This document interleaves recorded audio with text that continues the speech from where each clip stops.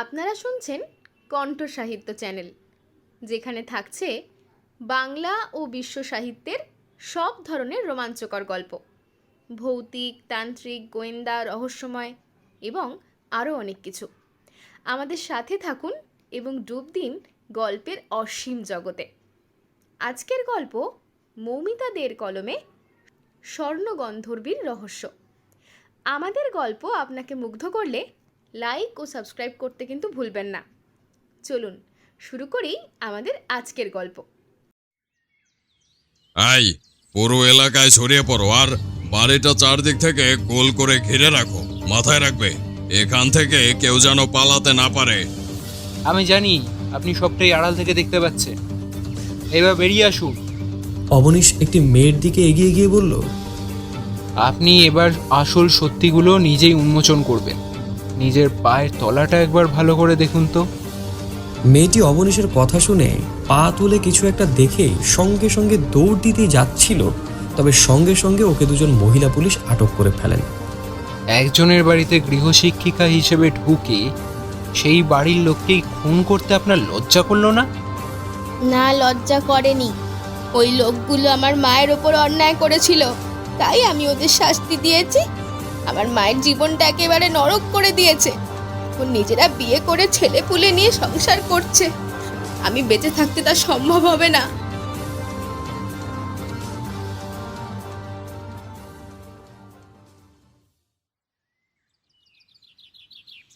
দিনটা ছিল সোমবার।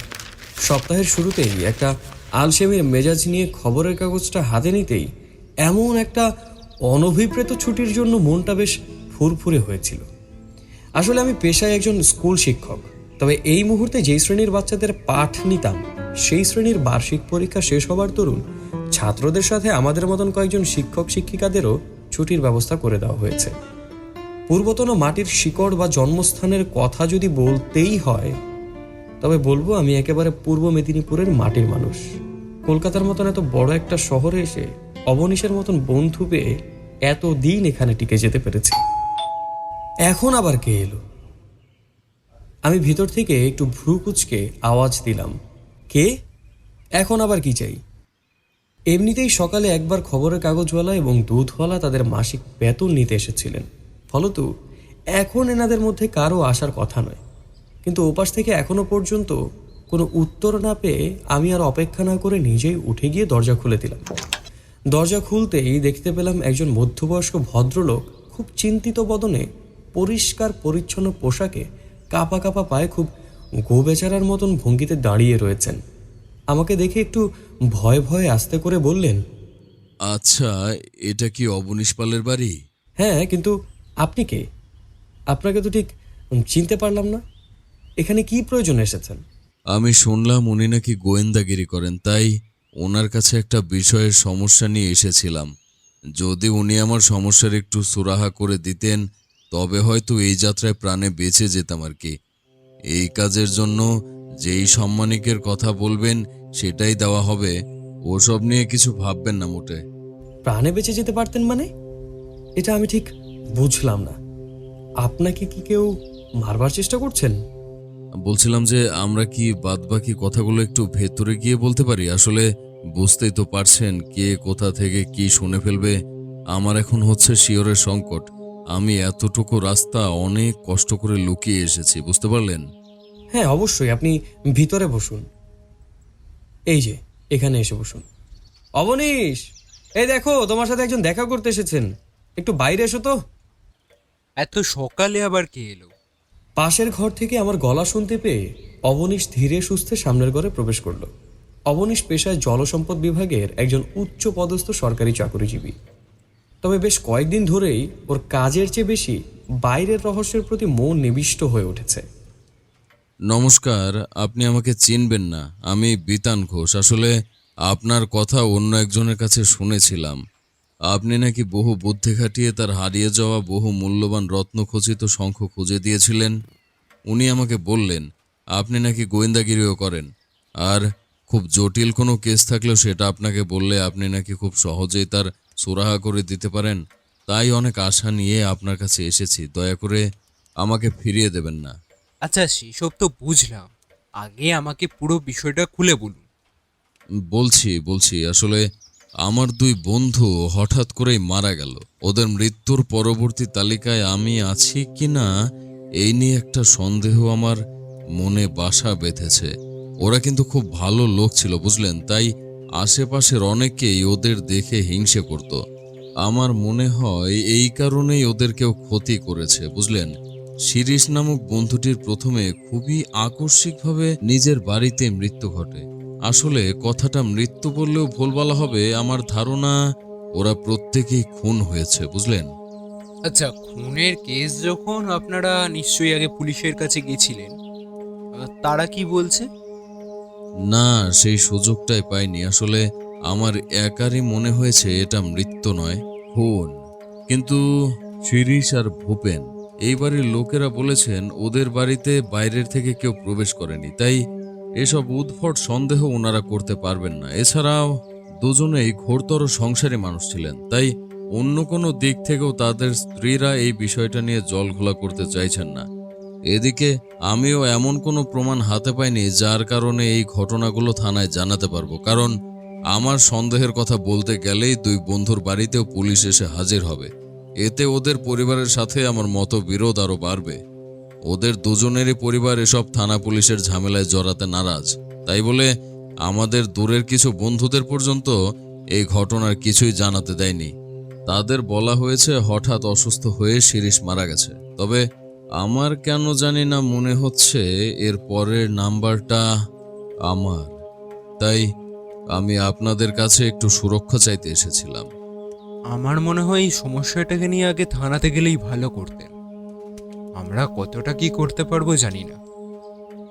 না, পুলিশরা কিছুই করতে পারবে না, যা করার আপনারাই করতে পারবেন। আমি জেনে বুঝে আপনাদের কাছে এসেছি। আমার প্রতিপদে মনে হচ্ছে যে খুনি আমাদের খুব চেনা পরিচিত কেউ, হয়তো আশেপাশে ঘুরে বেড়াচ্ছে, কিন্তু আমরা হয়তো ধরতে পারছি না, আন্দাজ করতেও পারছি না। আমি চাই আপনি সেই আন্দাজটা ধরুন। আমি আপনাকে আমার জীবন বাঁচাতে বলছি না, বা বাকিদের খুনের তদন্ত করতেও বলছি না। আমি শুধুমাত্র আপনাকে বলছি, আমাকে যে খুন করতে পারে আপনি সেই খুনিকে আগে খুঁজে বের করুন। তারপর আমি প্রশাসনের সাহায্য নিয়ে কিছু একটা করে নেব। আচ্ছা, প্রথমে আপনি আমাকে একটা প্রশ্নের উত্তর দিন। আপনার কেন বারবার মনে হচ্ছে যে আপনাকে বা আপনার এই বন্ধুদেরকে কেউ খুন করতে চাইছে? আপনারা কি অতীতে এমন একটা কিছু করেছিলেন যার জন্য বর্তমানে আপনাদের জীবন নিয়ে সংশয় আছে? যদি এরকম কিছু করেও থাকেন আমাকে পুরোটা খুলে বলুন। না, আমরা তেমন কিছুই করিনি, বিশ্বাস করুন। কিন্তু তাও মনের মধ্যে একটা ভয় হচ্ছে। আসলে ওরা দুজনে আমার খুব কাছের বন্ধু ছিল তো, এবং ওরা চলে যাওয়ার পর থেকে আমার বারংবার মনে হচ্ছে যে ওরা যেন আমাকে ওদের কাছে ডাকার চেষ্টা করছে। কেউ যেন আমাকে বোঝাতে চাইছে যেহেতু ওদের পরিণতি এমন হয়েছে, তাই আমারও হয়তো এমন ভয়ঙ্করভাবে মৃত্যু ঘটবে। ওদের সাথে ঠিক কি হয়েছিল? আমাদের বন্ধুদের মধ্যে প্রথমে শিরিষ মারা যায়। সেদিনও সন্ধ্যার দিকে নিজের ছেলেকে বই নিয়ে পড়াতে বসিয়েছিল। বেশ অনেকক্ষণ ধরেই পড়াচ্ছিল। ওর স্ত্রী তখন রান্নাঘরে গিয়ে রাতের খাবারটা তৈরি করছিল। ঠিক সেই সময় শিরিষ ওর ছেলেকে কয়েকটা লেখা লিখতে বলে একটু রান্নাঘরের দিকে গিয়েছিল। এই ঘটনাগুলো আমি ওর ছেলের মুখ থেকেই শুনেছি, এবং ওর স্ত্রীও তাতে সম্মতি জানিয়েছেন। তবে রান্নাঘরে যাবার পথে ওর হঠাৎ কি হলো তা কেউ জানতে পারল না। ওকে শেষমেশ সিঁড়ির তলায় একটা কোণে মৃত অবস্থায় পাওয়া যায়। মানে আপনি বলতে চাইছেন সেই দিন ওই বাড়িতে বাইরের থেকে কেউ আসেনি, আবার শিরিষবাবু রান্নাঘরে যাননি। এদিকে উনি ছেলের ঘর থেকে বেরিয়ে সিঁড়ির তলায় একটা কিছু করতে গেছিলেন এবং সেখানেই তাকে খুন করা হয়। না, ওর সাথে তো ওর স্ত্রীর সম্পর্ক খুবই ভালো ছিল। ময়নাদেবী এরকম কোনো কাজ করবেনই না। ওর মৃত্যুর আগে ওকে কেমন যেন খুব মুখ চোরা মনে হতো জানেন। সারাক্ষণ অন্য একটা বিষয় নিয়ে ভাবতো, কারো সাথে কথা বলতে চাইতো না তেমন একটা। এর মানে খুনি বাড়ির ভেতরেই ছিলেন। আচ্ছা, আপনাদের কি ব্যক্তিগত বা ব্যবসায়ের ক্ষেত্রে কোনো কমন শত্রু আছে, বা অতীতের এমন কোনো ঘটনা যেখান থেকে কেউ প্রতিশোধ নিতে ফিরে আসতে পারে? না, তেমন কিছু তো মনে পড়ছে না। আসলে আমরা তিনজন তিনটে জীবিকার সাথে যুক্ত ছিলাম। যে প্রথমে মারা যায় সে একজন বড় গামার আঠার ব্যবসায়ী। দ্বিতীয় যে বন্ধু মারা যায় সে একটি ছোটোখাটো স্কুলের শিক্ষক ছিল, বেশি মাইনেও পায় না, এবং আমি নিজে বর্তমানে একটি বেসরকারি সংস্থায় চাকরি করি। সুতরাং আমাদের ব্যবসায়িক বা কর্মগত ক্ষেত্রেও কোনো কমন শত্রু থাকার কথা নয়। আপনারা একে অপরকে কত বছর ধরে চেনেন? এই ধরুন কমপক্ষে 25 বছর তো হবেই। তার মানে সেই কলেজ জীবন থেকে। আগে হ্যাঁ, তারপর মাঝখানে অনেকবার কাজের সূত্রে যোগাযোগের দূরত্ব স্থাপন হয়েছে ঠিকই, কিন্তু নিজেদের ইচ্ছা ও তাগিদে সেগুলো কাটিয়েই আবার আমরা যোগাযোগ করেছি। আপনার এই দ্বিতীয় বন্ধুটি কেমন করে মারা যান? লেকের জলে ডুবে মারা যান। উনি সাঁতার জানতেন না? না, তাহলে লেকের ধারে উনি কি করছিলেন? সেটা তো আমি জানি না। ঠিক আছে, আপনার কথাগুলো আমার মাথায় থাকবে। আপনি আপনার ফোন নাম্বার আর অ্যাড্রেসটা দিয়ে যাবেন, এবং আপনার দুই বন্ধুরও অ্যাড্রেস আর ফোন নাম্বারটা দিয়ে যাবেন। আরেকটা কথা, আমি যদি কেসটাকে নিই, আমি কিন্তু আপনার ওই দুই বন্ধুর বাড়িতে গিয়ে কথা বলবো। কথাটা কিন্তু মাথায় রাখবেন। বলছিলাম, যদি জিজ্ঞাসাবাদ এড়িয়ে গিয়ে কিছু করতেন তবে বড্ড উপকার হতো। না, তা সম্ভব নয়। দ্রুত খুনিকে ধরতে গেলে আমাদের এইটুকুনি তো করতেই হবে। আর আপনার এই দ্বিতীয় বন্ধুটি কবে মারা যান? 7 দিন আগে। প্রথম বন্ধুর মারা যাবার কতদিন পর এই দ্বিতীয় বন্ধু মারা যান? প্রায় 12 দিন পর। মানে 12 দিন। 12 দিনের মধ্যে অলরেডি 7 দিন চলে গেছে, আর মাত্র 5 দিন। 5 দিন পর আপনার ওপর কোনো হামলা হতে পারে। না না, ঠিক আছে, আপনার যা মনে হয় আপনি করুন, আমার কোনো আপত্তি নেই। ঠিক আছে, এখন আপনি আসতে পারেন। প্রয়োজন হলে আবার ডাকবো। উঠছি তাহলে, নমস্কার। লোকটি চলে যেতেই অবনীশ খুব চিন্তিত হয়ে কেদারায় বসল। আমি পাশ থেকে বলে উঠলাম, তোমার কি মনে হয় এটা খুন নাকি মৃত্যু?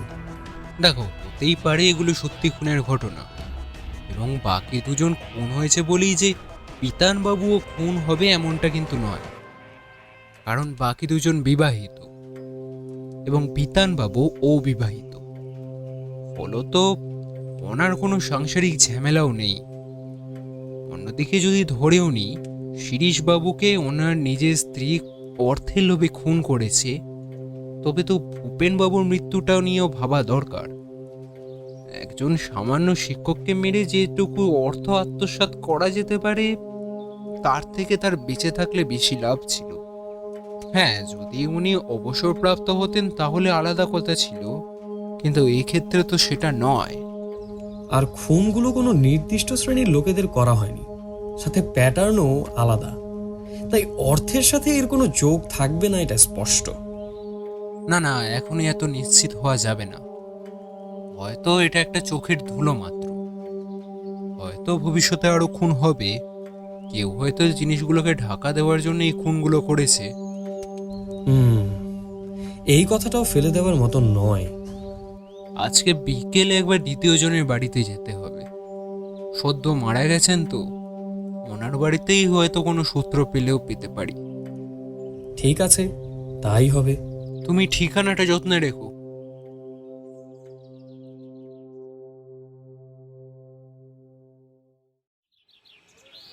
অবনীশের কথা মতো সেদিন দুপুরে খাওয়া দাওয়া করে আমরা বিকেল নাগাদ ভূপেনবাবুর বাড়ির উদ্দেশ্যে রওনা হলাম।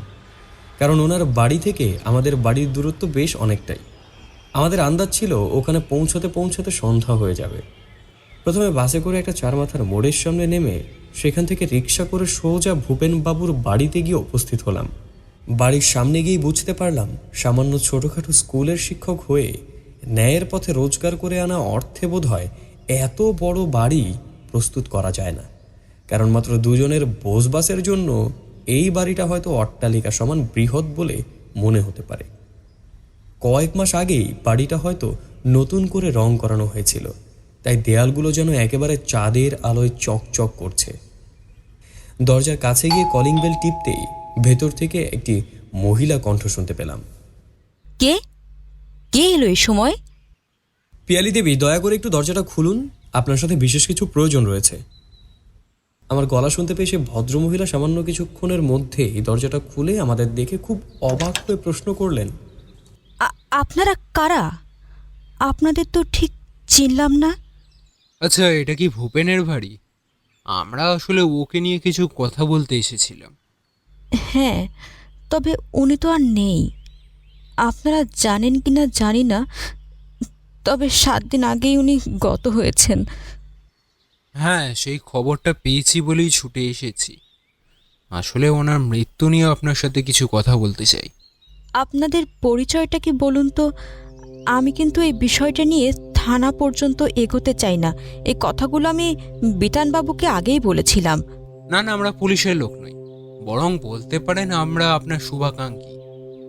আসলে এমন একটা ভালো মানুষ হঠাৎ করে চলে গেলেন, তাই মনে সন্তুষ্টির জন্য কিছু প্রশ্ন করব আর কি। আপনাদের নাম কি? আপনাদের তো এই বাড়িতে কখনো আসতে দেখেছি বলে মনে পড়ছে না। আমার নাম অবনীশ আর দিব্য। আসলে আমরা অনেক দূরে থাকি। আমরা সবাই একসাথে কলেজেই পড়তাম। বিতানের কাছ থেকে খবরটা পেয়ে সত্যিই খারাপ লাগলো। আমরা দুজন তখন দেশেও ছিলাম না, তাই দেশে ফিরতে এতদিন সময় লাগলো। নয়তো বন্ধুর শেষকৃত্যে অবশ্যই আসতাম। এর আগেও কতবার ভূপেন আমাদের চিঠি দিয়েছে ওর বাড়িঘর দেখে যাওয়ার জন্য, কিন্তু সময় করে উঠতে পারিনি। আর আজ ভূপেনই নেই। ও আচ্ছা, আসুন ভেতরে আসুন। এটা আমাদের ঘর ছিল, এখানেই বসুন। আচ্ছা, আপনাদের এখন সংসার চলছে কিভাবে? কি ব্যাপার বলুন তো? আমার স্বামীর বন্ধু বলে ভিতরে ঢুকে এলেন, অথচ দেখছি আমাদের বিষয় কিছুই জানেন না। নতুন করে জিজ্ঞাসা করছেন। না, আসলে এই বিষয়টা ভূপেনকে আমি অনেক আগেই জিজ্ঞাসা করেছিলাম, তবে ও বলেছিল আপনার সাথে কথা না বলে এই বিষয়গুলো নিয়ে আলোচনা করা ঠিক হবে না। আপনারা চা খাবেন তো? একটু বসুন, আমি চা করে আনছি। হ্যাঁ, একটু চা হলে মন্দ হয় না। পিয়ালি দেবী সন্তানাদির বিষয়টা যে এড়িয়ে যেতে চাইছেন, এই কথাটা আমরা খুব ভালো করেই বুঝতে পারলাম। তাই অবনীশ আর এই বিষয়টা নিয়ে কথা বাড়ায়নি। এদিকে অবনীশ সেই সুযোগে ওখান থেকে উঠে গিয়ে ঘরের বিভিন্ন জিনিসপত্র ঘেটে দেখতে থাকে। দেব্য, খাটের তলাটা একটু ভালো করে দেখে নাও তো। ধুলো আর কয়েকটা ছেঁড়া কাপড় ছাড়া কিছুই পাইনি। এই দেখো, এই ড্রয়ারটাতে অনেকগুলো কাগজ আছে, এগুলো পড়তে থাকো তো। সন্দেহজনক কিছু দেখলেই আমায় বলবে। আরে আসতে যাও, এবার তো সবাই চলে আসবে। আমাদের ঘর উথাল পাথাল করে খোঁজার আন্দাজ পেয়েই হোক, অথবা সত্যি সত্যি চা হয়ে গেছে বলেই হোক, সামান্য কিছু সময় পরেই পিয়ালি দেবী ফিরে এলে আমাদের কাণ্ড দেখে উনি হয়তো আমাদের চোর বলেই মনে করছিলেন। এ কি, এগুলো কি হচ্ছে? আবার কি ঘাটাঘাটি করছেন? আরে সরুন বলছি, এগুলো কি ধরনের অসভ্যতামো? না না, মাফ করবেন, আপনাদের ঘরে বড্ড বেশি টিকটিকি রয়েছে, আর আমি টিকটিকিতে খুব ভয় পাই, তাই ওইদিকে পালাতে গিয়ে চেয়ারটা উল্টে পড়ে। অবনীশ ওদিকটা ঘেটে টিকটিকি তাড়িয়ে দিচ্ছিল, আর তখনই আপনি এলেন। আপনার ড্রয়ার থেকে এটা পেলাম। এটা নিশ্চয়ই আপনাদের বিয়ের ছবি। এ বাবা, গ্লাসটা পড়ে গেল, এই আমি তুলে দিচ্ছি। থাক, আমি তুলে নিচ্ছি। ও, এটা আমাদের বিয়ের ছবি। আসলে আজকে ওর কথা খুব মনে পড়ছিল, তাই এই ছবিগুলো একটু বার করে দেখছিলাম। ভূপেন নিজেও বেঁচে থাকতে মাঝে মধ্যে দেওয়ালে বাঁধানো ছবিগুলো হাতিয়ে হাতিয়ে দেখত। আমার স্বামীর হাত থেকেই একবার পড়ে গিয়েছিল। এরপর ছবিটা যাতে পোক্ত থাকে তার জন্য কয়েকটা হিজিবিজি কাটা কাগজ ভরে দেখেছিলাম। আসলে আমি তখন একটি বিশেষ কাজে বাইরে ছিলাম, তার জন্য আপনাদের বিয়েতে আসতে পারিনি। কিন্তু ছবি দেখে তো মনে হচ্ছে খুব ইলাহি আয়োজন হয়েছিল। হ্যাঁ, আমাদের বিয়েতে গান বাজনার আসর বসেছিল, নহবতখানা ছিল। আমার বাবা 70,000 টাকা খরচ করে ওর সাথে আমার বিয়ে দিয়েছিলেন। তার আগে ও অনেক বড় বড় জায়গায় কাজ করত, পরে পড়াশোনার টানে স্কুলের চাকরিটা নেয়। পড়াশোনার টানে নিজের অত ভালো একটা চাকরি ছেড়ে দিল? না, এটা তো আমাদের জানায়নি। হ্যাঁ, আসলে ও তো আগাগোড়ায় একটু মেধাবী ছাত্র ছিল, তাই কলকবজার কাজে ওর দম বন্ধ হয়ে আসতো। শেষমেশ নিজের মানসিক শান্তির জন্য একটা স্কুলে কাজ নিল। আচ্ছা, আপনি কখনো এই বিষয়ে আপত্তি করেননি? না না, আপত্তি কেন করতে যাব? তাছাড়া ও তো ভালো থাকলেই আমি খুশি। সব কাজ তো সবার জন্য নয়। হুম, সত্যিই ভূপেন খুব ভাগ্যবান যে আপনার মতন একজনকে পেয়েছিলেন। আসলে আমার বাবা আগে এটা নিয়ে রাগারাগি করেছিলেন, কিন্তু পরে আমরা দুজন সুখী আছি দেখে সব মেনে নিয়েছিলেন। আপনার বাপের বাড়িতে এখন কে কে রয়েছেন? বাবা মা তো বেঁচে নেই, শুধুমাত্র একটা ভাই রয়েছে।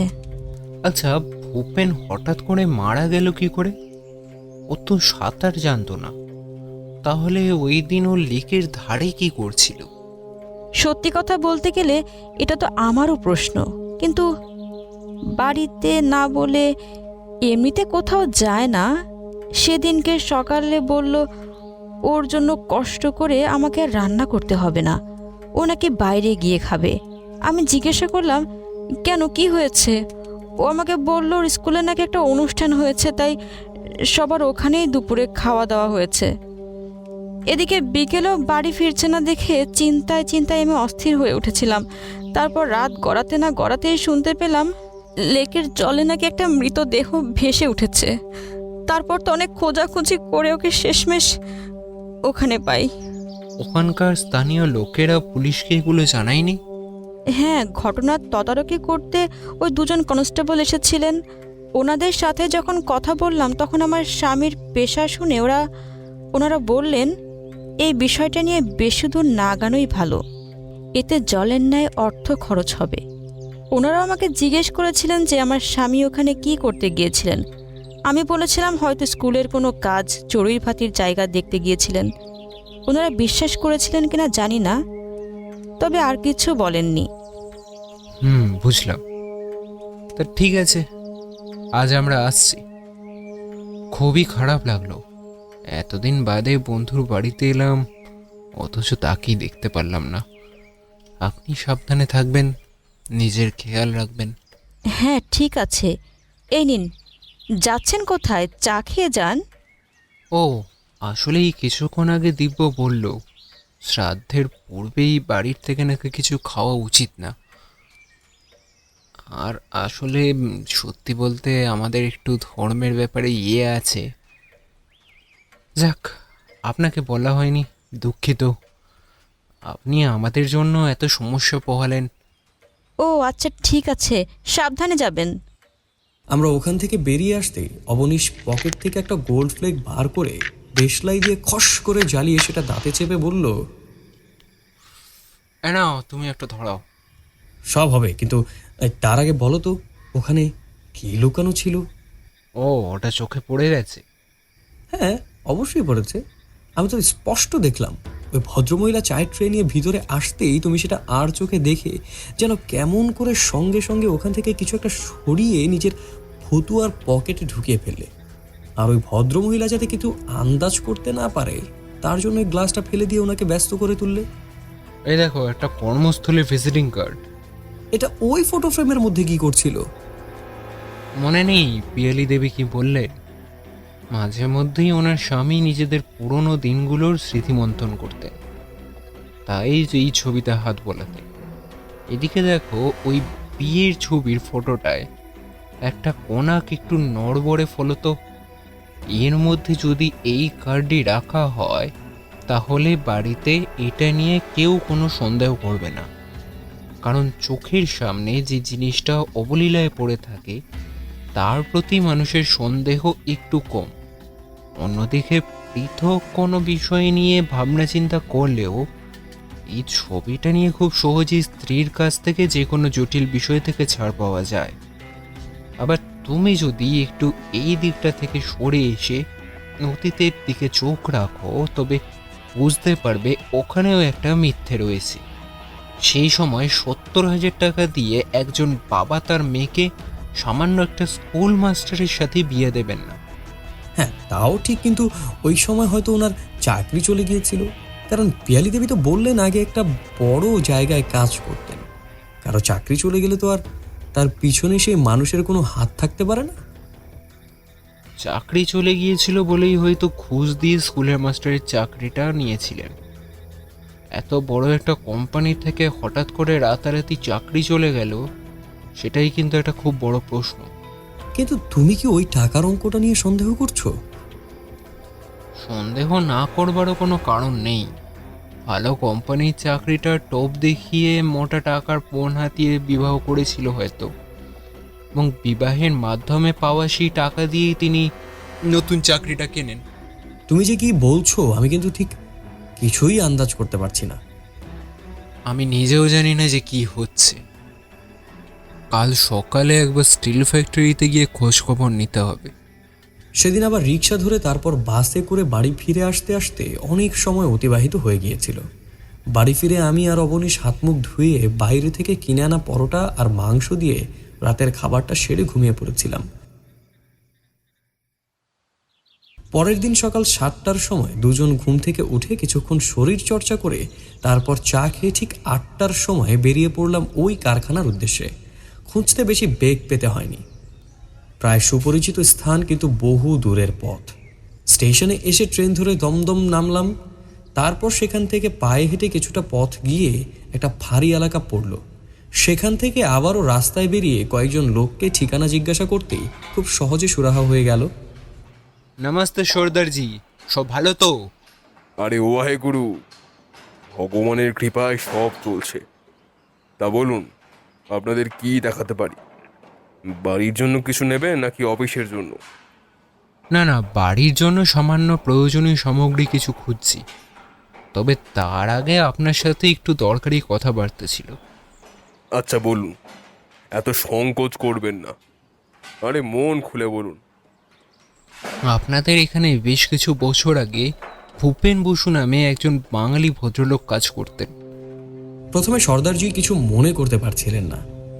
তা দেখে অবনীশ আবার বলল, আমরা শুনেছিলাম আপনি নাকি ওকে এখান থেকে তাড়িয়ে দিয়েছেন। এই বাক্য শোনার পর ধীরে ধীরে ওনার কাছে সবটা পরিষ্কার হয়ে গেল। উনি একটু রেগে রেগে বললেন, হ্যাঁ, ভাগিয়ে দিয়েছি। বহুত লাচার আদমি ছিল। নিজের তো মান সম্মান নেই, আমার কোম্পানির নামটাও ডুবিয়ে দিচ্ছি। তাই বাধ্য হয়ে এখান থেকে দূর করতে হয়েছে। কিন্তু কেন বলুন তো? ওনাকে দিয়ে আপনাদের কি কাজ? কিছুদিন আগে উনি খুন হয়েছেন এবং ওনার খুনের জন্য পুলিশ তদন্ত শুরু করেছে। তবে উনি কখন, কোথায়, কি কাজ করতেন সেটা জানার খুব প্রয়োজন। বিশ্বাস করুন, আমি এসবের কিছুই জানি না। ওই লোক আমার এখান থেকে যাওয়ার পর আমার সাথে আর কোনো সম্পর্ক রাখিনি, আর আমি নিজেও রাখতে চাইনি। হ্যাঁ, কিন্তু কেন? ভালো মানুষকে ওই ভূপেন, তাই ভালো মানুষের নামটা নিশ্চয়ই ওনার পরিবারের লোকেদের কাছ থেকে জেনেছেন। ওনার মতো নির্লজ্জ আর বেহায়া মানুষ আর দুটো হয় না। আমার এখান থেকে দূর করে দিয়েছিলাম চরিত্রের ঠিক ঠিকানা নেই বলে। তাহলে শুনুন, আমি বলছি। এই আজ থেকে কয়েক বছর আগে একটা মেয়ে সকাল সকাল আমার এই কারখানার সামনে এসে একেবারে কেঁদে কেটে লুটিয়ে পড়লো। কাঁদতে কাঁদতে একটা সময় অজ্ঞান হয়ে গিয়েছিল। আমার সব লোকজনেরা তাড়াতাড়ি করে ওকে তুলে ওর চোখে মুখে জল ছিটালো, হাওয়াও করলো। এই সবের পরে বারবার ওনার মুখ থেকে ওই ভূপেনের নামটাই উচ্চারণ করার শব্দ শোনা যাচ্ছিল। আমি ভাবলাম হয়তো ওনার কোনো চেনা জানা আত্মীয় স্বজন হবে, তাই ভূপেনের বাড়িতে খোঁজ দিলাম। জানতে পারলাম সে নাকি কয়েকদিন ধরেই নিজের এলাকা থেকে নিখোঁজ। পরে ওই মেয়েটাকে চাপ দিতেই ওর থেকে জানতে পারলাম মেয়েটার পেটে নাকি ওই ভূপেনের বাচ্চা এসেছে। তখন ভেবেছিলাম মেয়েটা হয়তো ওর স্ত্রী। সাংসারিক ঝামেলা পোহাতে না পেরে এখানে চলে এসেছে নালিশ করতে। কিন্তু আরও কিছুক্ষণ কথা বলার পর আমি একেবারে অবাক হয়ে গেলাম। ওই মেয়েটির সাথে ভূপেনের বিয়েই হয়নি, আর ভূপেন শেষ বেলায় এসে ওই বাচ্চাকে অস্বীকার করে গা ঢাকা দিয়েছিল। এই সব শোনার পর আমি ওকে বরখাস্ত করি, আর তার কয়েক মাস ঘুরতে না ঘুরতেই জানতে পারি ভূপেন নাকি অন্য কাউকে বিয়ে করে সংসার পেতেছে। তবে হ্যাঁ, ওই মেয়েটাকেও আর কখনো খুঁজে পাইনি। মেয়েটি কেমন দেখতে ছিল বলতে পারেন? না, সে অনেক বছর আগের কথা, এখন ওইসব কথা মনে নেই। আপনার এখানে কাজ করার সময় ওনার অন্য কারোর সাথে কোনো সম্পর্ক ছিল? সেটাও বলতে পারবো না। উনি কি কোনো নেশা ভান করতেন? হ্যাঁ, খুব ধূমপান করতো। উনি কাজ ছেড়েছেন তাও তো বছরখানেক হবে, তাই না? ধরে নিন তাও 7 বছর আগের ঘটনা। আপনার এখানে কাজ করার সময় কোথা থেকে যাতায়াত করতেন? ভূপেনের নিজের বাড়ি তো অনেক দূর, আর ওর বাবা ছিল না, তাই আমাদের এখানে একটা ঘর ভাড়া নিয়ে থাকতো। মাঝে মাঝে বন্ধুদের বাড়িতে গিয়ে রাত কাটাতো। বেশ, ঠিক আছে, অনেক ধন্যবাদ। এখন তাহলে আমরা আসি। আরে শোনেন না, আমি কিন্তু সত্যি ওর ব্যাপারে কিছুই জানি না। এই দিকটা একটু দেখবেন। আমাকে নিয়ে টানাটানি করলে আমার কোম্পানির লোকসান হয়ে যাবে। না না, তেমন কিছু যাতে না হয় সেই কথা মাথায় রেখেই আমরা আপনার সাথে আলাদা করে কথা বলতে এলাম। আশা করি এই বিষয় নিয়ে পরবর্তীতে আপনাকে কোনো চিন্তা করতে হবে না। আচ্ছা, অনেক শুক্রিয়া, আসেন এবার। সর্দার প্যাটেল স্টিল কোম্পানি থেকে বেরিয়ে এসে আমি আর অবনীশ বেশ কিছুক্ষণ এদিক ওদিক ঘোরাঘুরি করলাম। এভাবে রাস্তায় হাঁটতে হাঁটতে হঠাৎ করে চোখ পড়ল ল্যাম্পপোস্টের গায়ে লাগানো একটা পোস্টারের দিকে। এই দিব্য, বিকেলের আগে বাড়ি গিয়ে তো কোনো কাজ নেই, তার চেয়ে বরং চলো একটা নাচের অনুষ্ঠান দেখে আসি। এই পোস্টারটা দেখে মনে হলো, হ্যাঁ, চমকপ্রদ বিজ্ঞাপন। বলছে এমন একজন নাচবেন যার নাচ নাকি স্বর্গের দেবতাদের পর্যন্ত মুগ্ধ করে দিতে পারে। এমন কথা লেখার জন্য যথেষ্ট সাহসের প্রয়োজন। আশা করি অনুষ্ঠানটা খুব একটা খারাপ হবে না। হ্যাঁ, সে একবার যাওয়া যেতেই পারে, সমস্যা নেই। অবনীশ ভালো করে অর্ধেক ছেঁড়া কাগজটার দিকে আরও একবার গভীর দৃষ্টি দিয়ে বলল, না, যা ঠিকানাটা লেখা আছে সেটা তো এখান থেকে বেশি দূরে নয়। এখন গেলে ঠিক পেয়ে যাব বলেই মনে হয়। তাহলে চলো যাওয়া যাক। যেমন কথা তেমন কাজ। হুট করে একটা হুজুক মাথায় আসতেই দুজনেই ফুরফুরে মেজাজে বেরিয়ে পড়লাম নাচ দেখতে। তবে সেই জায়গায় এসে জানতে পারলাম যার নাম ডাক ও নাচের বহরে ভুলে গিয়ে এতটা পথ ছুটে এসেছি, তিনি সন্ধ্যের আগে মঞ্চে উঠবেন না। কি করবে কিছু ঠিক করলে? দেখো, এত কষ্ট করে এতটা পথ যখন চলেই এসেছি, তখন বরং নাচটা দেখেই যাই। যাতায়াতের ভাড়াগুলো বড্ড গায়ে লাগছে। এই জায়গায় আবার কবে আসবে তার তো ঠিক নেই। তুমি না হয় আগামীকাল শিরিশ বাবুর বাড়িতে জিজ্ঞাসাবাদ করতে চেও। তাছাড়া আমাদের হাতে এখনও তো অনেক দিন সময় আছে। তার মধ্যে অন্য কারো প্রাণহানি ঘটতে পারে বলে তো অন্তত আমার মনে হয় না। আমার ওই একই বক্তব্য। ঠিক আছে, চলো। আপনি এখনও আমাদের গল্প শুনছেন, এর মানে গল্পটি আপনার ভালো লাগছে। ভালো লাগলে কিন্তু লাইক এবং কমেন্ট করে জানান, যাতে আরও অনেকেই এই রোমাঞ্চকর গল্প শুনতে পারেন। আপনার একটা কমেন্ট আমাদের জন্য অনেক মূল্যবান। এবার টিকিটটা তো কেটে রাখি। অবনীশ লাইনে দাঁড়িয়ে ভিড় ঠেলে টিকিট কেটে আনলো। আমি ততক্ষণ একটা ফাঁকা জায়গায় দাঁড়িয়ে ওর জন্য অপেক্ষা করছিলাম। কত করে টিকিটের দাম রেখেছে? এক একটি পুরো কচকচে 50 টাকা। সর্বনাশ! এই দামটা তুমি আমাকে আগে কেন বললে না? আমি কিছুতেই নাচ দেখতে তাহলে দাঁড়াতাম না। দেখোই না টাকাটা কাজে দেয় কিনা। ঠিক আছে, তুমি এখানে বসে অপেক্ষা করো, আর আমি কিছু খাবার কিনে নিয়ে আসি। অবনীশকে ওখানে বসিয়ে রেখে দুজনের জন্য কিছু শুকনো খাবার কিনে এনে আবার ওই জায়গায় ফিরে গেলাম। দীর্ঘ 5 ঘন্টা অতি কষ্টে অতিবাহিত করার পর সে আসল সময় এগিয়ে এলো। আপনাদের সকলের এই অধীর আগ্রহের অবসান ঘটতে চলেছে খুব শীঘ্রই। আশা করি এতক্ষণ পর্যন্ত আপনারা যে নাচগুলো দেখেছেন তাতে আপনাদের সকলের চোখে একেবারে ধাঁধা লেগে গেছে। তবে এই মুহূর্তে আমাদের স্বর্গের দেবী যে নাচ শুরু করবেন তাতে আপনারা নিজেদের চোখের পলক ধরে রাখতে পারবেন না নিশ্চিত। তাহলে আর দেরি না করে ডেকে নিচ্ছি হীরামণি দেবীকে। সবাই একটু জোরে হাততালি দিয়ে ওনাকে স্বাগত জানান। সুন্দর একটা পশমি ম্যাটেরিয়ালের তৈরি রূপালী রঙের ঘাগরার চুলি পরে একজন অল্প বয়সী যুবতী রমণী মঞ্চে উঠে এলেন। তারপর বীণার আওয়াজ এলো, ধীরে ধীরে তবলা, এছাড়া সব কিছুই যোগ দিল। আর সেই সঙ্গে চোখের পলকে এক একটি তাল ঠুকে ঝড়ের গতিতে সেই রমণী নেচে চললেন। সত্যি স্বীকার করতে কোনো আপত্তি নেই যে এর মাঝে চোখের পলক ফেলার কোনো অবসর পায়নি। অনুষ্ঠান শেষ হলে বাবুদের মতন মুখে পান গুজে অবনীশ জিজ্ঞাসা করলো, দেখো রূপসীর নাচ কেমন লাগলো? বেশ অনেকদিন পর্যন্ত মনে যত্ন করে সাজিয়ে রাখার মতো। তাহলে এত সুন্দর একজনের নাচ দেখে তার সাথে একটু আলাদা করে ভাব জমাতে ইচ্ছা করছে না? এই চুপ, এসব কি কথা বলছো? হ্যাঁ, কেন, ঠিকই তো বলেছি। চলো একটু আলাদা করে কথা বলে আসি। এই দাঁড়াও, আরে আরে যেও না। অবনীশ আমার কথা না শুনে পিছনের গলি দিয়ে একটা ছোট্ট ঘরের দিকে পা বাড়ালো। দাঁড়ান, এখানে আপনার কি প্রয়োজন? যার নাচ দেখলাম তাকে বড় ভালো লেগেছে, ওনাকে আমার এক অনুষ্ঠানে নাচাতে চাই। সে ভালো কথা, তবে এইসবের বাইনা তো আমি নিই না। উনি এক খাস ব্যক্তিত্ব সম্পন্ন মহিলা, ওনাকে পেতে হলে আমার কাছ থেকে অনুমতি নিয়ে আসতে হবে। আচ্ছা, তাকে কোথায় পাবো? তিনি এখানে থাকেন না, কলকাতায় থাকেন। তা আপনাদের স্বর্গের দেবী কি শুধুমাত্র নাচে অনুষ্ঠানে নাচার জন্য সুদূর কলকাতা থেকে এখানে এসেছিল?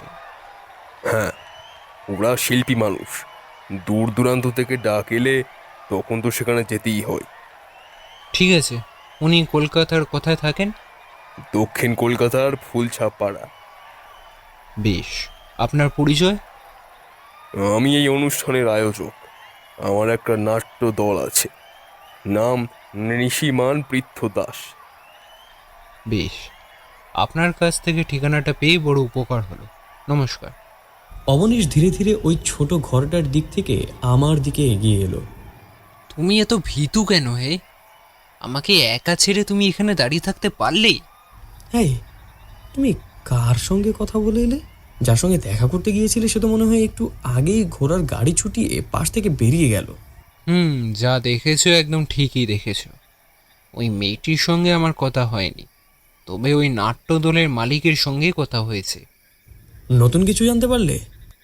আগে শিরিশবাবুর বাড়ির কাজটা করে আসি, তারপর দেখা যাবে। সে তো আগামীকাল যাওয়া হচ্ছেই। আগামীকাল সকালের দিকে আমাদের একটু বেরোতে হবে। হ্যাঁ, বললাম তো যাওয়া হবেই। না, শিরিশবাবুর কথা বলছি না, নতুন একটা জায়গায় যাব। কোথায়? কার জন্য যাবে?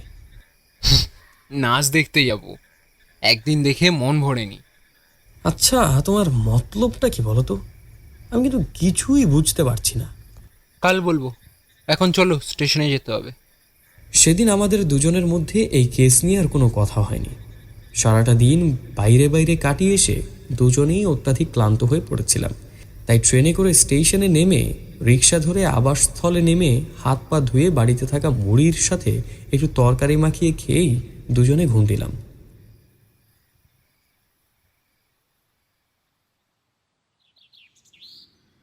পরের দিন সকাল 8টা নাগাদ চোখ খুলতেই দেখতে পেলাম অবনীশ আয়নার সামনে দাঁড়িয়ে খুব করে চুলে বাহার দিচ্ছে। কি ব্যাপার হে, এত সকালে এত সেজে গুজে কোথায় যাওয়া হচ্ছে? আমি একা না, তোমাকেও এমন করে সাজিয়ে দেব। এইরকম সঙ্গ সেজে কোথায় যাব? তা জানার জন্য আগে ঘুম থেকে উঠতে হবে।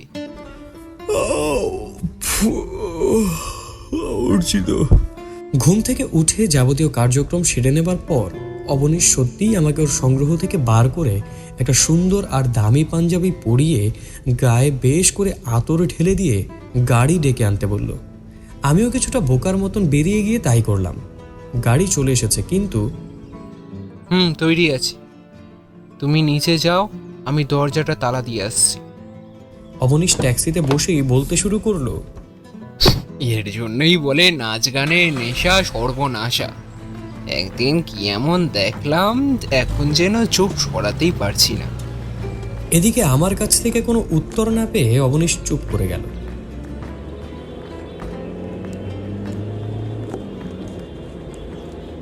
গাড়িটা ঠিক 48 মিনিট পর আমাদের একটা মফস্বল এলাকার মতো স্থানে এসে দাঁড় করালো।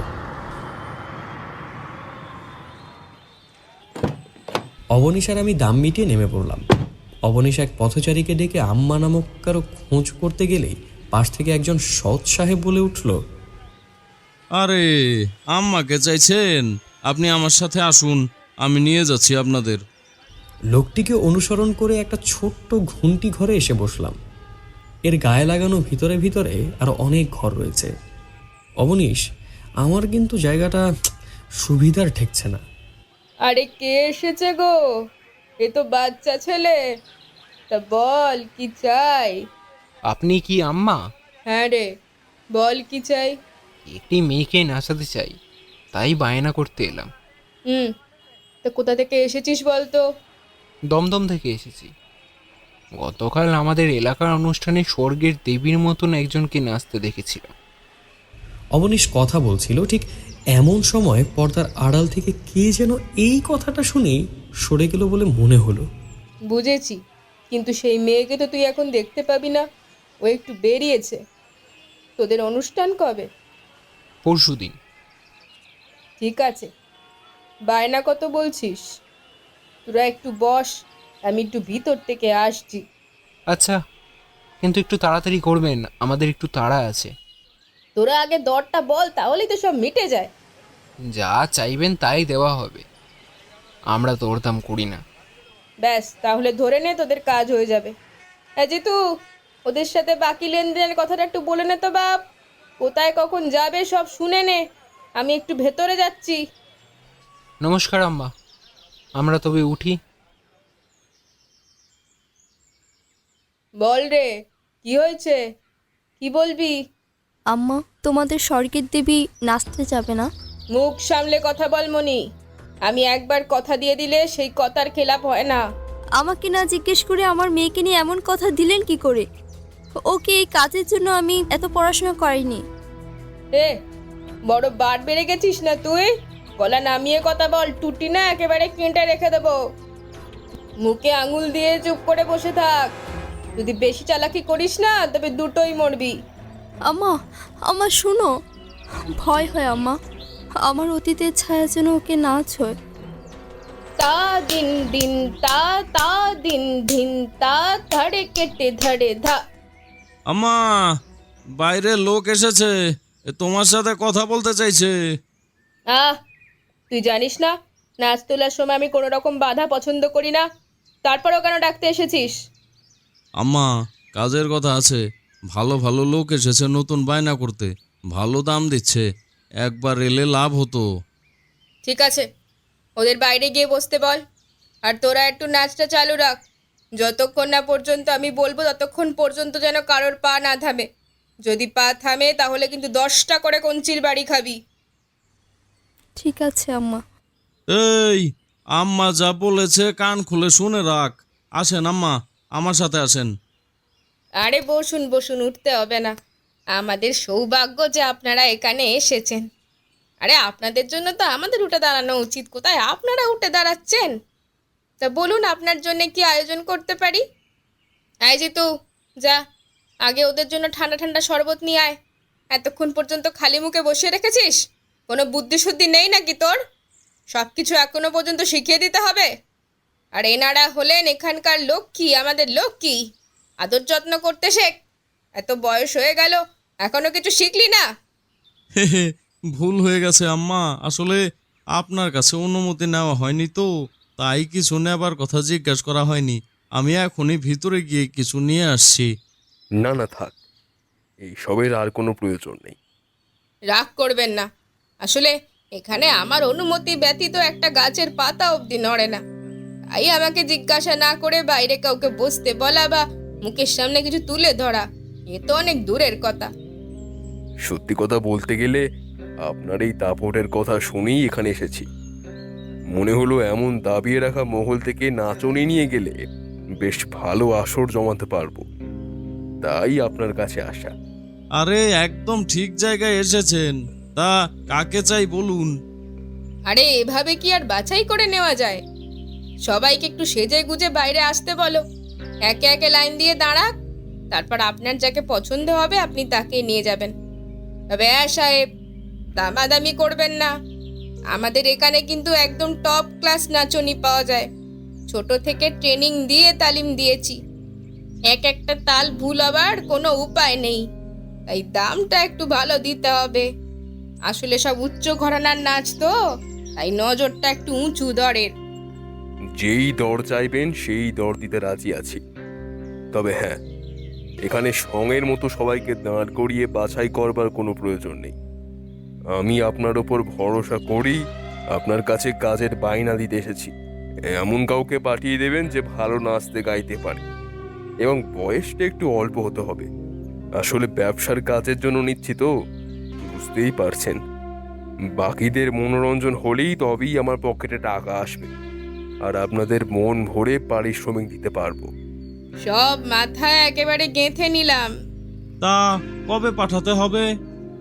পরশু দিন পাঠিয়ে দেবেন। এই যে এই ধরুন, এই হচ্ছে আমার ঠিকানা। এখানে সন্ধ্যা 6টার সময় যেন মেয়ে চলে যায়। নমস্কার, আজ তবে উঠি। ঠিক আছে, জয় মাতা রানী, আসতে পারেন। আম্মা, পার্টিটা কিন্তু ভালো। তা তুমি কাকে পাঠানোর কথা ভাবছো বলো তো? কাকে আবার? এসব কাজে সবসময় যাকে পাঠালে বাজিমাত করে আসে, ওই বিজলিকেই পাঠাবো। আম্মা, ছোট মুখে একটা বড় কথা বলি, রাগ করো না। সব সময় যদি বিজলিকে হাতিয়ার করো তাহলে কিন্তু বাকিরার কাজ শিখতে পারবে না। তাছাড়া এমনিতেই তোমার ডান হাত বলে দিন দিন ওর দেমাগ বেড়েই চলেছে। এখন আর অল্প দামে কাজ করতে চায় না। ওকে দিয়ে নাচিয়ে আনলে যা টাকা আসে তার বেশিরভাগই ও নিজের কাছে রাখে। আমাদের কোনো লাভ থাকে না। খাওয়া খরচা, সাজগোজ, পোশাক আশাক সব তো আমাদের এখান থেকে দেওয়া হয়। তাহলে এত টাকা ও নিজের পকেটে ভরবে কেন? খাটুনি তো সবাই করছে। আমি বলি কি, এবার একটু নতুন কাউকে সুযোগ দিয়ে দেখো। তোর কথা একদম যুক্তিসঙ্গত, কিন্তু এমন ভালো ভালো কাজেই হঠাৎ করে অচেনা কাউকে পাঠিয়ে দিলে যদি এই সমস্ত পার্টি হাত থেকে বেরিয়ে যায়, তখন হাত কামড়ানো ছাড়া কি কোনো উপায় থাকবে না? হাত থেকে বেরিয়ে যাবে কেন? এমন কাউকে কাজে পাঠাও যার এই মুহূর্তে এখানে থাকাটা খুব বেশি প্রয়োজনের এবং টাকার তাগিদ রয়েছে। তাই যা বলবে মুখ বুঝে তাই করে দেবে। আর ওদিকে ওই পার্টিও খুশি হবে, অন্যদের হাতেও কিছু লাভ আসবে। তুই কি আমাকে কথাগুলোর মধ্যে কিছু ইঙ্গিত দিতে চাইছিস? একদমই তাই। আরে তোমার জন্য তো ইশারাই অনেক। বুঝেছি। কথাটা কিছু ভুল বলিসনি। যে কয়েকদিন ওটাকে তালিম দেওয়া হয়েছে তাতে ওর কোনো নাচের জায়গায় গিয়ে ভুল করার তো কথা নয়। তাছাড়া আজকের যে লোকটা কথাবার্তা বলে গেল, ওনার কথাবার্তা শুনে তো মনে হলো না খুব একটা তাল আর গুণ দেখে লোকটা যাচাই করতে এসেছিল। আসল কথা হলো ওনার কাজ উদ্যান নিয়ে। আর মেয়েটা তো এমনি এই সমস্ত বিষয় ফেঁসে রয়েছে, তাই নতুন করে এই ঘাটিতে নামালে বেশি জল গোলা হবার কোনো বিষয় থাকবে না। চল ভেতরের ঘরে চল, কথা বলে আসি। এই থাম সব। উফ, নাচন থামা, দরকারি কথা আছে। এই ঘর থেকে মনি বাদ দিয়ে সকলে বাইরে যা। মনি, তোর জন্য একটা সুসংবাদ আছে। তোর তো একেবারে কপাল খুলে যাবার জোগাড়। শোন, পরশুদিন তোকে একটা জায়গায় নাচের জন্য পাঠাবো। সন্ধ্যার আসরে কিন্তু তোকে একেবারে মাত করে দিতে হবে। একবার যদি এই লোকগুলোকে হাতে রাখতে পারিস, এরম সুযোগ আবার আসবে। টাকার পর টাকা, তোর ভবিষ্যৎ একেবারে চকচক করবে। সবই আপনার দয়া আম্মা, কিন্তু ওই সন্ধ্যের দিকে আমি কি করে যাব? বাচ্চাটাকে ফেলে তো যাওয়া সম্ভব নয়। কেন সম্ভব নয়? আম্মা রয়েছে, তাছাড়া এখানে এতগুলো মেয়ে রয়েছে, আমি রয়েছি। ওর কিছু হলে আমরা ওকে সামলে দেব। তোমরা কোথায় যাবে? কিসের গল্প করছো? এই তো আমাদের সোনামা। আয়, এদিকে আয়। একটা জায়গায় ঘুরতে যাব, তাই একটু কথা বলছিলাম। মা ঘুরতে যাবে? তাহলে আমিও সঙ্গে যাব। আমি মাকে একা ছাড়বো না। যাবি তো, তুইও যাবি, তবে এখনো যে তোর যাবার মতন বয়স হয়নি। যখন বড় হবি তখন একা একা অনেক জায়গায় ঘুরতে পারবি। এখন ভালো করে মন দিয়ে পড়াশোনা কর, স্কুলে যা। বড় হলে মায়ের সাথে সব জায়গায় নিয়ে যাব। তখন তো তোকে আমাদের সাথে অনেক জায়গায় ঘুরতে যেতে হবে। না আম্মা, এই কথা কিন্তু ছিল না। ও কোথাও যাবে না, আর ওকে যাতে কখনো কোনোদিন এই সমস্ত কাজ করতে না হয় তার জন্যই কিন্তু আমি নিজের রক্ত জল করে তোমাদের সমস্ত কথা মুখ বুজে সহ্য করেছি। সোনা, তুমি একটু ভেতরে যাও তো, আমরা এখানে তোমার মায়ের সাথে দরকারে কিছু কথা বলবো। এখানে তোমার থাকতে নেই, বড়দের কথার মাঝখানে থাকলে পাপ হয়। যাও, ভেতরে যাও। শোন, আমাদের কথার ওপর এত কথা বলিস না। তুই আমাদের কথা সহ্য করছিস কারণ তোর অন্য কোথাও যাবার আর জায়গা নেই। মনে আছে ঠিক কোন অবস্থায় আমার কাছে এসেছিলি? ওই সময় ঝড় বৃষ্টির রাতে যদি আমরা তোকে এখান থেকে ঠাঁই না দিতাম, তাহলে পেটে বাচ্চা বিধিয়ে কোথায় যেতিস? রাস্তায় শিয়াল কুকুরে তো ছিঁড়ে খেত। তাই এত কথা না বাড়িয়ে আমি যা বলবো সেগুলো সব মুখ বুজে শুনবি, আর যদি কোথাও মুখ খুলেছিস তাহলে কিন্তু ওটাই তোর শেষ কথা হবে। মনে থাকবে কি বলছি? কি রে, আবার মতন বসে রয়েছিস যে? আম্মা তোকে কি কথা বলতেছে? ভুল হয়ে গেছে আম্মা, আর হবে না। হ্যাঁ, এই ভুলটা প্রথমবার করলি বলে তোকে ছেড়ে দিলাম। পরবর্তী যদি একই ভুল করিস তাহলে ভুল করার জন্য আর তোকে খুঁজে পাওয়া যাবে না। যা, নিজের ঘরে গিয়ে বাচ্চার সাথে খেলা কর, আর ঘুণাক্ষরে ওর কানের ধারে এই সমস্ত কথা লাগাবি না।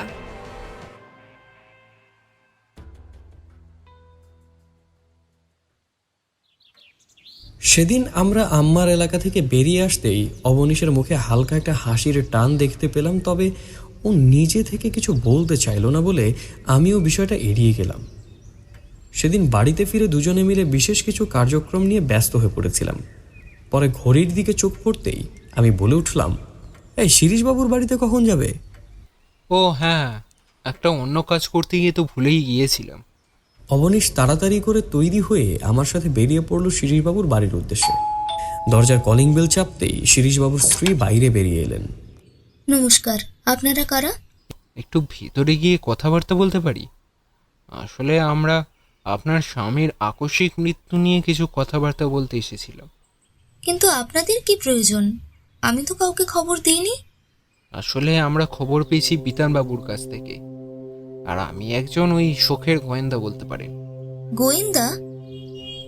আমি তো এই ঘটনাটা নিয়ে থানা পুলিশ পর্যন্ত এগোতে চাইনি, আর বিতানবাবু আমাদের কাউকে না জানিয়ে গোয়েন্দা ভাড়া করে ফেললেন। কেন? আপনার স্বামীর এই কেসটাকে নিয়ে বাইরে কাউকে তদন্ত করতেই দিতে চান না কেন? দেখুন, এখন আমাদের মানসিক অবস্থা এমনিতেই খুব খারাপ। আমার একটা ছোট্ট ছেলে রয়েছে, আশা করি বুঝতে পারছেন এই মুহূর্তে আমার আর ওই বাচ্চাটার ওপর দিয়ে কি ঝড় বয়ে যাচ্ছে। তার মধ্যে যদি এখন আপনাদের এই উল্টোপাল্টা প্রশ্নের উত্তর দিতে বাধ্য করেন, তাহলে তো আত্মহননের পথ ছাড়া আর কোনো উপায় দেখতে পাচ্ছি না। আরে না না, আমরা আপনাকে এমন কিছু জিজ্ঞাসা করব না যার জন্য আপনাকে এমন একটা পদক্ষেপ নেবার কথাও ভাবতে হবে। আসলে আমরা সাধারণ কয়েকটা প্রশ্ন করব, যদি সহযোগিতা করেন তবে বড় উপকার হয়।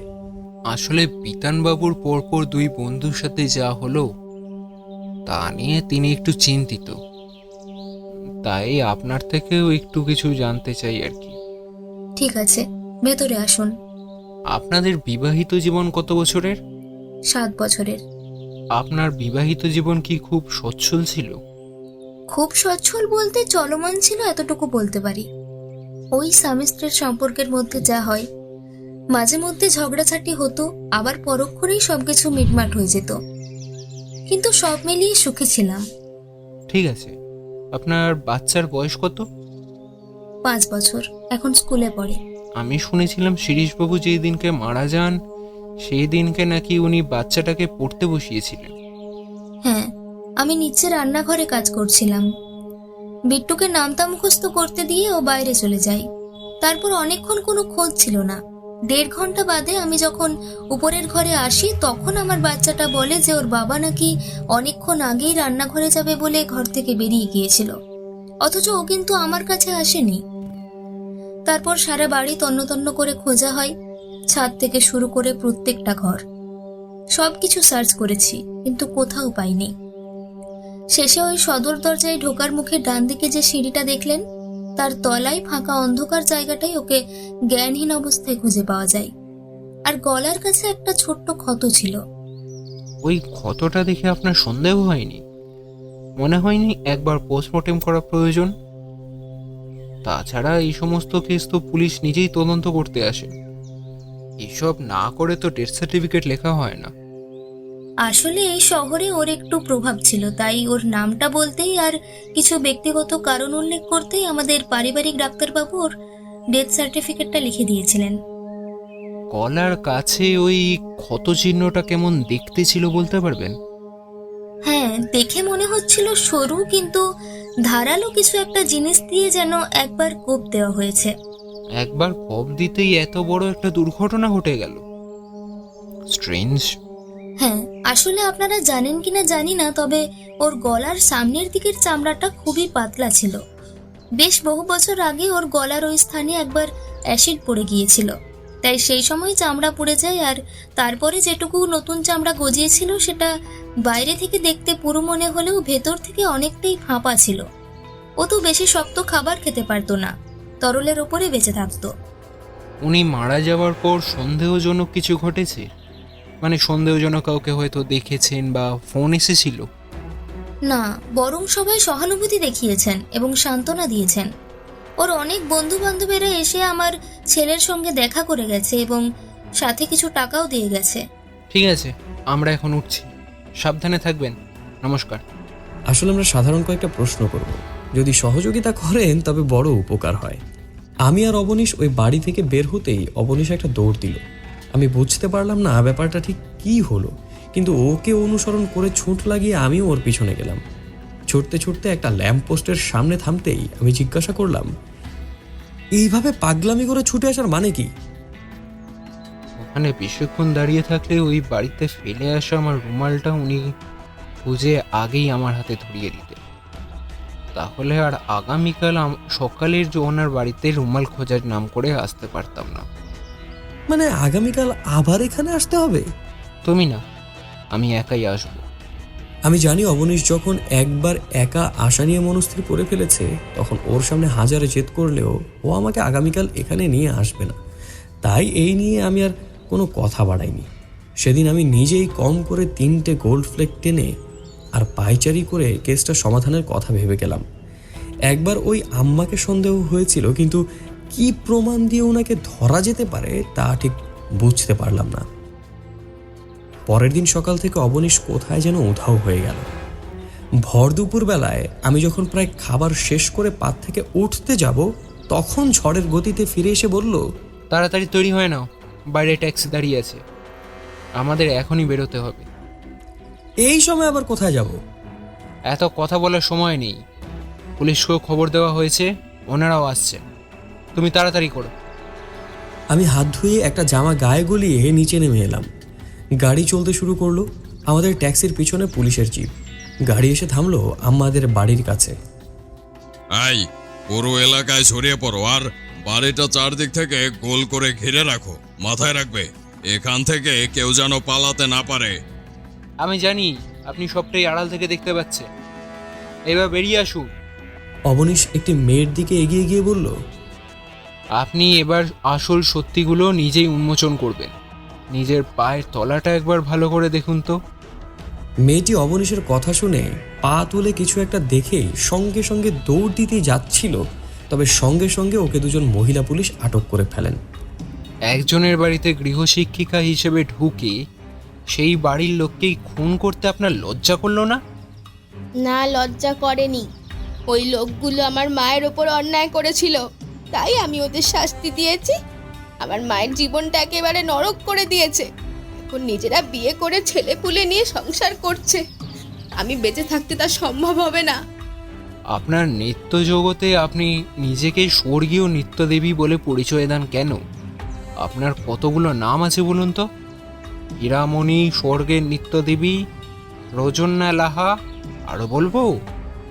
এই নামগুলো ছদ্মবেশ নিতে আমি বাধ্য হয়েছিলাম। শিরিশবাবুকে ওনার বাড়িতে ঢুকে কেন মারলেন? আমি ওনার বাচ্চাকে ওই বাড়িতে পড়াতে যেতাম, কিন্তু উনি আমার দিকে ক্রমাগত কুনজর দিতেন। পরে মায়ের কাছে ওনার নাম বলতে মা আমাকে মায়ের অতীতের আসল ঘটনাগুলো সব বলে দেন। তখন থেকে ওনাকে শেষ করার জেদ আমার মাথায় চেপে যায়। উনি জানতেনও না আমার আসল পরিচয় কি। তাই ওনাকে একদিন টোপ দেখিয়ে সময় ও দিনক্ষণ বলে দিয়ে দরজার কাছে দাঁড়িয়ে আমার জন্য অপেক্ষা করতে বলি, আর উনিও বোকার মতন সেটাই করেছিলেন। তারপর সিঁড়ির অন্ধকারে আমাকে একা পেয়ে তার সুযোগ নেবার চেষ্টা করলেই আমি ওনার বাড়ির কোণা থেকেই বাগানে একটা সরু খুরপি দিয়ে ওনার গলায় কোপ মেরে ওখান থেকে পালিয়ে যাই। আর ভূপেনবাবুকেই বা মারলেন কেন? না, ওই লোকটার সাথে আমার খারাপ কিছুই ঘটেনি। তবে মায়ের কাছে শুনেছিলাম ওই 3টে কাপুরুষ মিলে এক একটা সময় আমার মায়ের সর্বনাশ করেছিল। আমার মা তখন বাধ্য হয়ে এই অন্ধকার গলিতে আমাকে নিয়ে থাকতে এসেছিল। সেই থেকে আমার মা এখানকার পদ্মমণি নাচনিবাই হয়ে যায়। তাই ওই লোকটাকে পড়াশোনার অছিলায় বাইরে ডেকে এনেছিলাম। উনি আমার পরিচয় জানতে চেয়েছিলেন, তবে আমি দিইনি পরিচয়। আমি বলেছিলাম উনি যদি আমার কথা শুনে বাইরে একবার হলেও দেখা করেন, তবে আমি ওনাকে একটা ভালো স্কুলে কাজ পাইয়ে দিতে পারি। কিন্তু এখানে আমার শুধুমাত্র একটাই স্বার্থ, ওই স্কুলের একটি বাচ্চাকে ইচ্ছাকৃতভাবে ফেল করিয়ে দিতে হবে। লোকটা লোভে পড়ে আমার বলে দেওয়া জায়গায় দেখা করতে এলো। তারপরে ঈশ্বর প্রদত্ত রূপ নিয়ে ওনাকে ভোলাতে শুরু করলাম। মা সবসময় বলতেন আমার গায়ের রং নাকি কাঁচা সোনার চেয়ে উজ্জ্বল, আর নৃত্যশিল্পীর জাত হলো এক উচ্চ গুণের জাত। স্বর্গে নর্তকীদের আশেপাশে যেই গন্ধর্ব গন্ধর্বীর দল নৃত্য করে বেড়ায়, আমি নাকি তাদের মতোই রূপসী। এই রূপ নিয়েই ভূপেনবাবুর হাত দুটো খেলার চলে বেঁধে দিয়ে মুখের মধ্যে একটা বড় পেয়ারা গুঁজে দিয়ে জলে ধাক্কা দিয়ে আমি ওখান থেকে সরে পড়ি। উনি জলে ডুবে না মরলেও অত বড় একটা ফল মুখে থাকার ফলে শ্বাসকষ্টে উনি এমনিই মারা যেতেন। আমি বইতে পড়েছিলাম, এই বিষয়টা খুব হাস্যকর মনে হলেও মানুষ মুখে অত্যধিক খাবার ঠেসে ফেললে তার মৃত্যু পর্যন্ত ঘটতে পারে। আর এইসব কারণের জন্যে একইভাবেই বিতানবাবুর পিছনে চক্রান্ত করতে শুরু করলেন, কি তাই তো? হ্যাঁ, তবে উনি আন্দাজ করেছিলেন ওনাকে কেউ হয়তো নজরে রাখছে, তাই উনি আগে থেকেই আপনাদের কাছে এই সমস্ত কথা বলে ফেলেছিলেন। বাকি কথা থানায় গিয়ে বলবেন। এবার আসুন। আর ইন্সপেক্টর, একটি নিরীহ মেয়ের জীবন এভাবে ধ্বংস করার জন্য বিতানবাবুকেও শাস্তি দেওয়ার প্রয়োজন। রাজন্যা দেবী খুন করে এমনি আইনের চোখে অপরাধী হলেও ওই 3 জন কিন্তু আসল অপরাধী। ওগুলো নিয়ে আপনি ভাববেন না, কিছুক্ষণের মধ্যেই আমার লোক ওনার ঠিকানায় পৌঁছে যাবে। সেদিন এই ভয়াবহ অতীতকাণ্ডের সম্মুখীন হবার পর মনে হচ্ছিল যে পাপের থেকে তাড়িত হওয়া বোধহয় এটাকেই বলে। কিন্তু সত্যি আমি নিজেও মন থেকে প্রার্থনা করেছিলাম আসল দোষীদের যেন যথোপযুক্ত কড়া শাস্তি হয়। কণ্ঠ সাহিত্যে আজকে শুনলেন মৌমিতাদের কলমে স্বর্ণ গন্ধর্বীর রহস্য। বিভিন্ন চরিত্রে শেখ ফাহাদ, দিব্যা, শুভ্রদীপ, অবনীশ, দেবজ্যোতি রায়, বিতান, জিতু, পুলিশ, সঞ্চালক, দিগন্ত চ্যাটার্জি, সর্দার, মালিক, পৃথিবী, বর্ণালী, আম্মা, রাজকন্যা, জ্যারিন, মণি, প্রীতি, পাটালি, ময়না। সমগ্র পরিচালনায় Nazmul Hasan. Graphic designer, audio sound design 62 FPS studio. গল্পটি ভালো লাগলে লাইক এবং কমেন্ট করে আমাদের অনুপ্রাণিত করুন এবং বন্ধুদের সাথে শেয়ার করে গল্পের জগতে আরও সঙ্গী নিয়ে আসুন। নতুন গল্প নিয়ে কণ্ঠসাহিত্য আবার আসবে আগামী সপ্তাহে। সাবস্ক্রাইব করে আমাদের সাথে থাকুন। ধন্যবাদ।